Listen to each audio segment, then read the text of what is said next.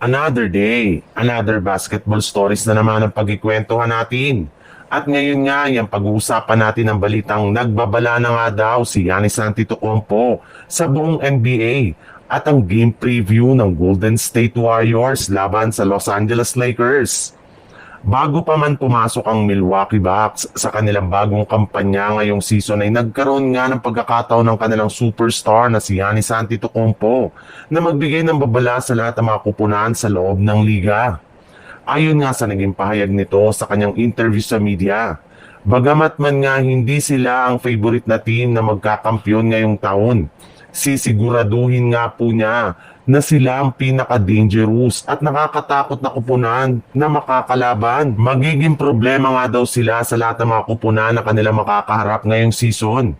Sinabi rin naman nga nito na hindi nga kagaya ng nagdaang season ay meron na nga silang mas malalim ngayon na lineup sa dami ng kanilang mga manlalaro na kayang mag-step up sa kanilang opensa at depensa.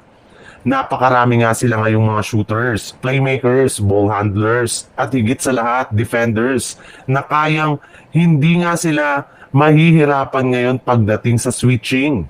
Pinagmamalaki rin naman nga nito ang pagkuha nila kay Miles Turner na merong shooting at kayang dumepensa. Kaya ready na nga sila ngayon sa kanilang bagong kampanya na makuha ang kampyonato. Pero bago pa man nga sila mag-focus sa pagkuha ng titulo, ay kailangan muna nga nilang panatilihing healthy ang kanilang mga player upang makapasok sila sa playoffs. At kapag nagawa nga nila yan, ay tsaka pala nga nila itong magpagtutuunan ng pansin. Sa ibang balita naman, bago pa man nga pumunta ang Golden State Warriors sa lugar ng Los Angeles para kalabanin ang Lakers sa opening night ng regular season, ay nagkaroon muna nga ang kanilang team ng huling 5v5 practice sa loob ng kanilang pasilidad.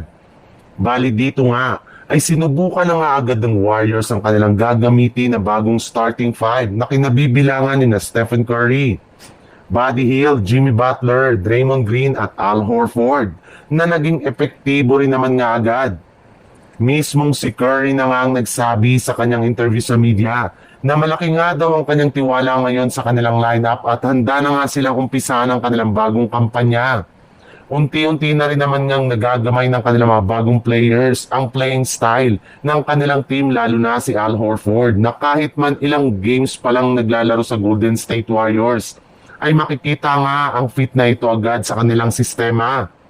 Hindi man lang nga nahirapan si Horford na maglaro kasama ang kanyang mga teammates. Kaya si Curry na nga nagsabi na malaki talaga magiging impact nito sa kanilang game ngayong araw na yamado agad laban sa Los Angeles Lakers.